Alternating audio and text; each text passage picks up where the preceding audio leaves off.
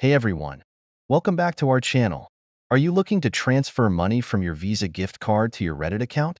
Well, you're in the right place. In this video, we'll take you through the step-by-step process. Let's get started. Step 1.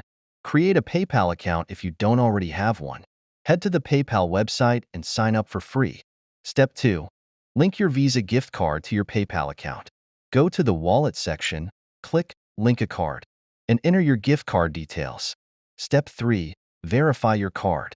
PayPal will send a small amount to your gift card, so make sure you have the card details handy. Step 4. Transfer the funds from your gift card to your PayPal balance. Go to the Wallet section, click Transfer Funds, and select your gift card. Step 5. Link your PayPal account to your Reddit account. Go to the Reddit website, click on Gold, and select PayPal as your payment method. Step 6. Purchase Reddit Gold using your PayPal balance. Select the amount you want to buy and confirm the transaction.